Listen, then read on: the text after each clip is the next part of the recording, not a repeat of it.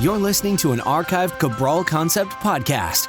After listening to this show, check out the most up-to-date podcasts available at stephencabral.com/podcasts or search directly on iTunes. And now, welcome to the Cabral Concept, where board-certified naturopath and integrative health practitioner Dr. Stephen Cabral shares how he was diagnosed at the age of 17 with a life-altering illness and given no hope for recovery. It was only after studying and traveling all over the world did he discover how to combine ancient Ayurvedic healing practices with state-of-the-art naturopathic and functional medicine to fully rebalance the body and re-energize it with life. It's time to discover how to get well, lose weight, and finally feel alive again. And now, here's your host, Dr. Stephen Cabral. Hi, everyone, and welcome back to the Cabral Concept. Thanks so much for joining me once again on this Training Thursday edition of the show, where we are about to go through why it is more difficult to lose weight as you get older. So that's one of the core principles, one of the core things that we talk about in our practice is making sure that you get your body firing on all cylinders. That means from a wellness-based perspective, a weight loss perspective, or a body transformation perspective, is that you want to be balanced at all levels. Because what happens, and especially if you just let it go for too long, it can become more challenging to keep the weight off as you age. Now, the nice thing is that there is always a way, there is always an answer. And science is beginning to catch up. They're beginning to realize what Ayurvedic medicine is known for thousands of years, same with traditional Chinese medicine, and even bioregulatory medicine, which is just a couple of hundred years old. Now, when we look at these principles, we can start to share with people the answers they need in order to keep that weight off and to feel that much better. But what I want to bring you today is this, is that now science is proven, regardless of a lot that you have to do in terms of like your own genetics and how old you are and when this starts to happen.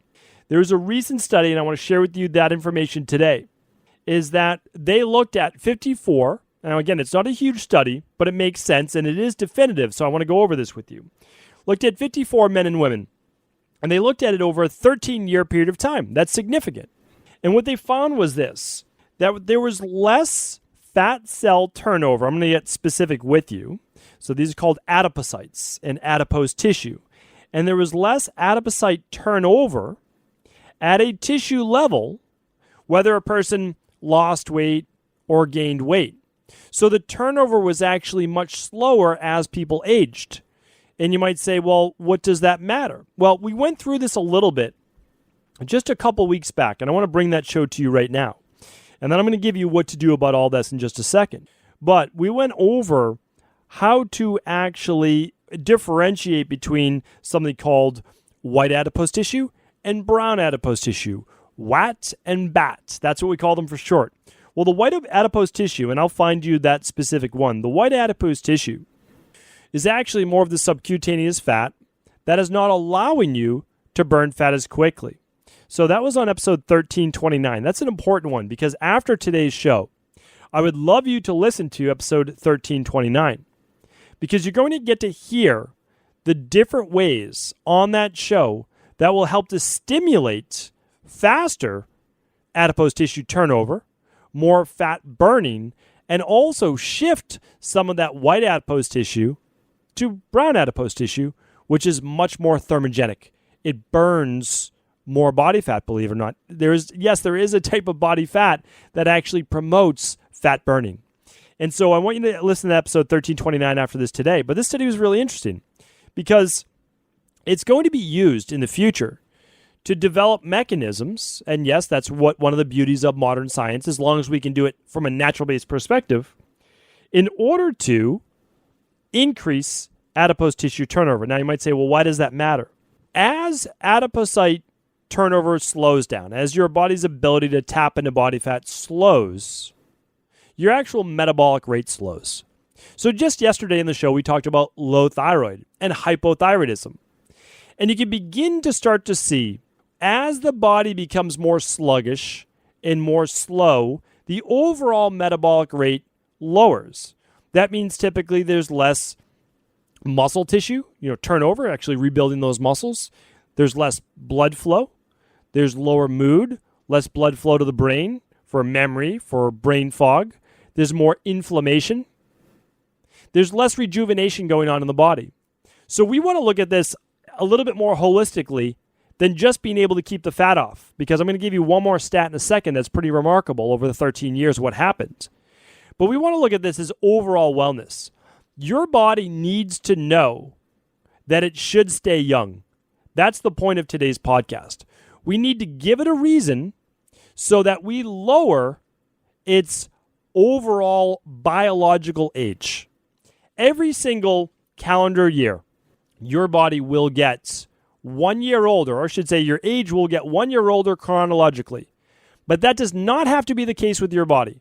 I can tell you that for sure. Just myself. Again, there's many tens of thousands of people that I've personally seen and worked with, whether they be online or all over. We've seen over 250,000 people in our practice, and I've overseen that. But just for me personally, I can tell you this. I'm a new person. My body's been rebuilt from when I was a teenager, late teenager, and into my 20s. And it took some time, just like any organism would, a living thing to regrow and rebuild. But it's totally different today. I'm able to burn fat in the same way I was when I was in my early 20s, for sure. And I'm able to have the energy and the vitality that I was, well, earlier than I can ever remember, right? Maybe when I was like 10 years old or so. Because certainly wasn't there when I was 17 years old, 18 years old, and into my 20s. So you can do this, but you have to give yourself a reason to grow younger. And we're going to talk a little bit about that more. I did talk about it, about the brain, but we'll talk specifically on the podcast in just a moment. Just two things I want to give you today. I don't want to overcomplicate this. But here's what they found over the 13 years of the study. The average weight gain over the 13 years was 20%. So regardless of the person's weight, let's say they weighed 130 pounds, they would have been 156 pounds on average by the end of the 13 years. 26% weight gain. Now, when you look at that over 13 years, you might say, no big deal, right? No big deal. 2 pounds a year. That's it. Do you see how it creeps up on you, though? And that's also why I want to do the podcast this time of the year. We have the holidays coming up. The average weight gain is 6 pounds. And that's tried and true. It's 6 pounds. It's even getting over that now. And that's from a period of about mid-November, around Thanksgiving here in the United States, until New Year's. The average weight gain is 6 pounds. The problem is this. That weight continues to creep up every year. Sure, you might follow a New Year's resolution. You might do this. You might do that. But a lot of people, they're not making it part of their lifestyle. So what happens is they might take 4 pounds of that 6 pounds off. But they have 2 more pounds that's new to them. And every year that compounds. Now, again, no big deal. Again, it's never a big deal that day. So, for example, after this podcast, I'm going to go to the gym. It's no big deal if I skip that workout. It honestly isn't. It does not matter in the grand scheme of things, except for the fact that we are the sum of every action that we take on a day in and day out basis. If I skip today, it makes it a whole lot easier to skip tomorrow, right? Because I start to get it in this pattern. And that's where we fall into. You know, you have, I don't know, a couple drinks, let's say Thursday night, you just say, oh, forget it. I'm just going to, not worry about my diet for the rest of the week. I'll start fresh next Monday. Well, now you just rolled Friday, Saturday, Sunday into that. And when you start to get into more of that sluggish-based behavior as well, your body doesn't want to get back on track. It's almost the same thing with these fat cells. They are aging. They're becoming older. They're becoming a little sluggish. We're not able to tap into it in the same way. They're slower in their turnover. The same thing happens if we look at DNA. It doesn't replicate as well, but it does when the body thinks it's younger. And that's what a lot of the work that I'm going to be doing in the future. But 130-pound person, 13 years later, they're 156 pounds. 150-pound person, 13 years later, they're 180 pounds. 200-pound person, 13 years later, they're 240 pounds. The weight creeps on and it keeps on coming. And as we see in the study, it's harder to take it off. But what we do know is this, because I've seen it over and over in my practice, and I would not tell you anything that I have not seen with my own eyes and that I can replicate in almost all circumstances. That's the thing, is I need to be able to give you programs and protocols that you can replicate without me having to take you through them specifically, because then they're not as replicable, right? So I teach them all to our integrative health practitioners. I have them all for my personal health coaching team. I'm going to be doing webinars once a month on a new topic that I can point to. And that's the goal, to get this information out to everyone. Because I can tell you right now, I could take any one of those people, and I'm very confident in this, any one of those people, and I could get them to burn that body fat off that they gained. And I'm telling you right now, we would help them lose at least 15 pounds their first month, and then go on to lose 1% of their body weight each week until they lost that full amount. There's no doubt in my mind. So, and I'm not saying that I have special mythical powers, because I don't. I haven't made any of this up. What I've done is spent 20-something years in the field of health and wellness that I love, that I truly enjoy, and I think of it as a game. How can I help this person safely and effectively, in the fastest way possible, to transform their body or their wellness, whatever it might be? That's always been the goal. And I always said there's no end of this rainbow, right? There's no end. There's no pot of gold, or whatever you want to call it. I will continue to work at this as new information becomes available. So I will take what we already know works, and I will not be someone that just sits back and says, oh, well, we already have something that works. Yes, it works. And if we can tweak it and we can make it even more effective, it doesn't make the previous version less effective. It still works. But what we can do is we can enhance it. We've seen that with just herbs like berberine and being able to balance blood sugar to a greater degree for those people with diabetes, or type 2 diabetes, I should say.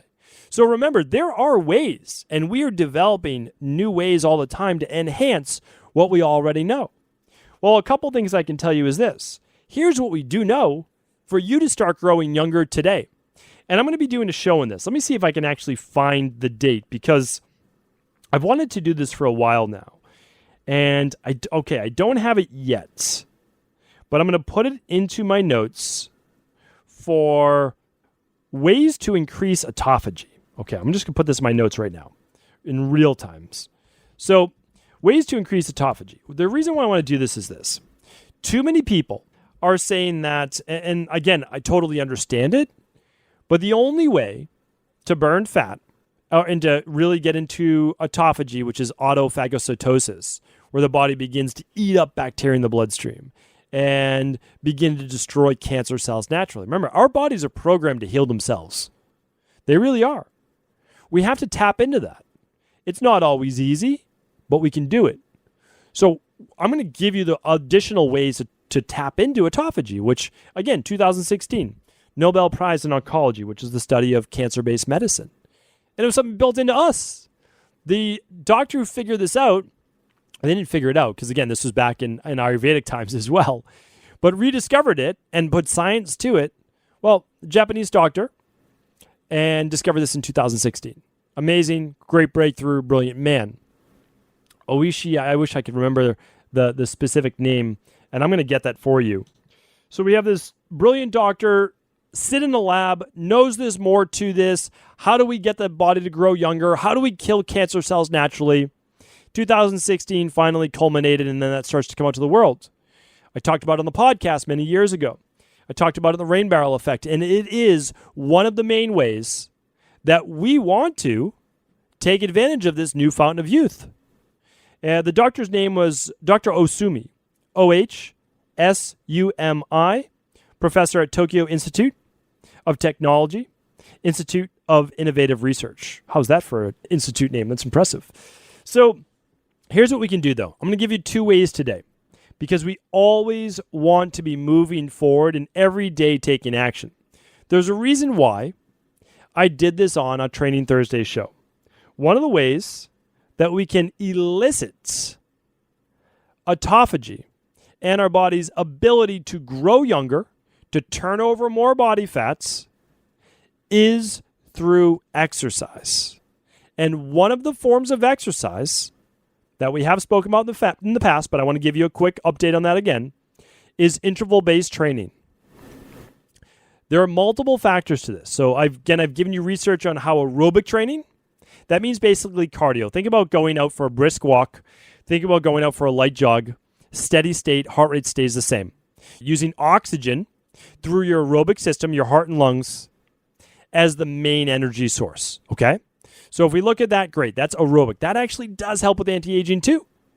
It helps with the telomere length of your DNA-based replication.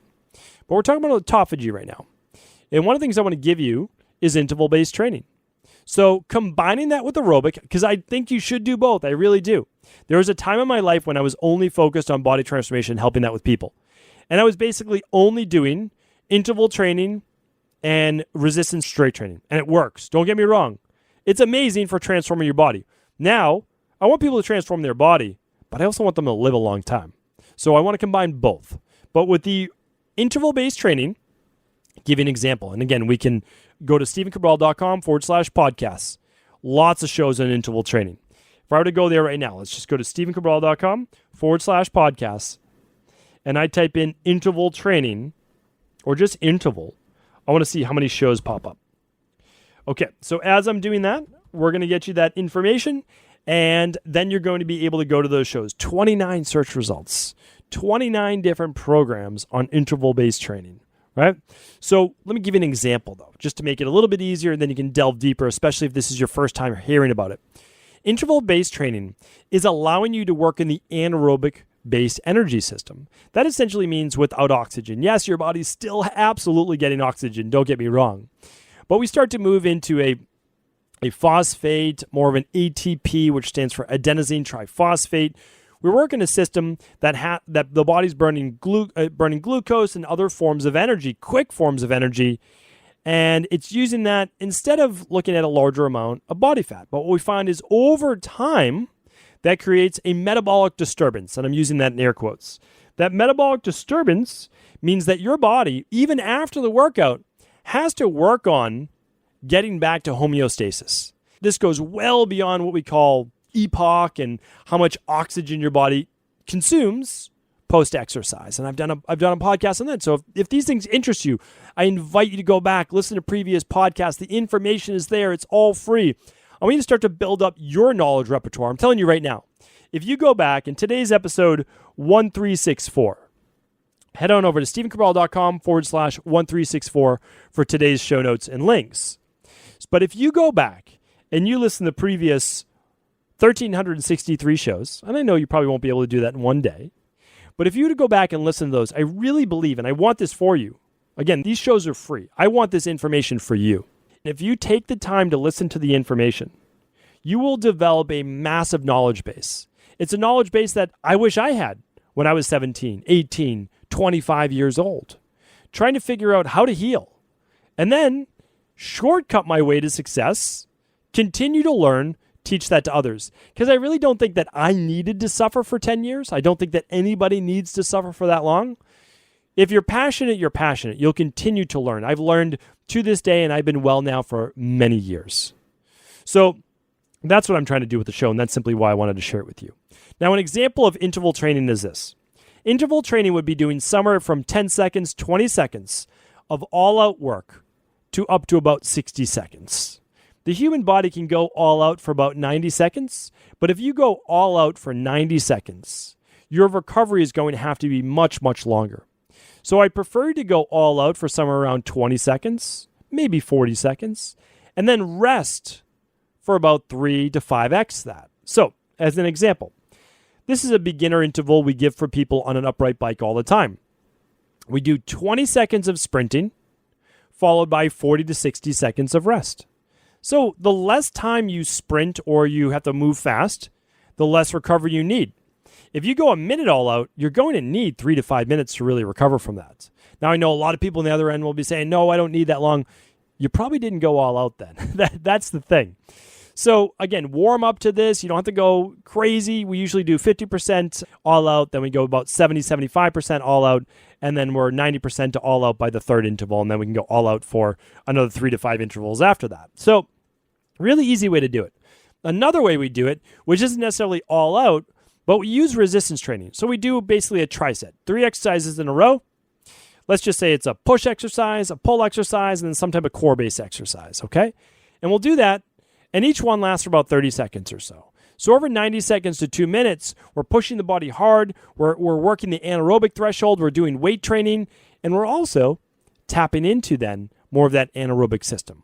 Well, if we can get our body pushing and revving up, we're going to be able to burn more body fat, not necessarily during the workout like we would for maybe more of an aerobic exercise, which gives you the caloric burn and it gives you're in the fat burning zone in quotations, but with the resistance training, with the metabolic resistance training, we're actually going to get more of a burn after the workout. We're going to induce hopefully a little bit more lean muscle growth, and we're going to start to move our body into more of that autophagy-based zone. I am going to follow up on this because I want to give you all of the different ways beyond, which is my last way today, fasting that we've talked about many times, that gets your body into tapping into body fat and allowing you to not only burn more body fat, turn those adipocytes over, but get you well at the same time. Remember, if you want to transform your body, I'm all for that. Lots of ways to do that. But don't sacrifice your health along the way. That's my greatest piece of advice to you. There's so many things you can do right now to transform your body. Don't do it for short-term gains while sacrificing long-term health. So check out, if you want to learn more about fasting, I did a podcast called The One Day Reset Diet. That was just last week or 2 weeks ago in episode 1356. You can check out that show. You can learn how to fast basically just over the course of a day. Super simple. And then how to pull in a 12-hour to maybe 14-hour a day fast as well. There are multiple ways to grow younger. These are two of the ways, but also look at the converse. Today shows you that if you do nothing and you just continue to wait, your body slowly begins to age and add weight and add body fat and lower your overall metabolism. I don't want that for you. I know that you don't want that for you. So let's make a change today together. Take care, everyone. Have an amazing rest of the day and check out tomorrow's show, our Friday review, where we go over the best of the week. Take care. Are you ready to heal yourself and then go on to heal others? If so, the Integrative Health Practitioner Institute can help you discover proven functional medicine protocols that blend the best of 7 different healing disciplines from around the world. I personally share with you the exact handouts and protocols I use in my private practice that enable people to get well, lose the weight, and live longer, stronger. I want to pass this information on to the next generation of health coaches, and that is exactly why I created IHP. We are the future of the health coaching industry, and the skills and knowledge you will learn will make you an in-demand certified health coach anywhere in the world. Although we have many medical professionals taking the IHP certifications, no experience is necessary, and half our members have no previous health certifications. At the Integrative Health Practitioner Institute, our motto is a health coach in every home. Our goal is that you take this knowledge and then share it with family, friends, loved ones, your community, or in a practice where you create a career you love and can be proud of. The global IHP community is filled with some of the most kind and caring people in the world, and we can't wait to welcome you into our world soon. For more information or to set up a discovery call with one of our IHP Health Coach graduates, simply head over to integrativehealthpractitioner.org.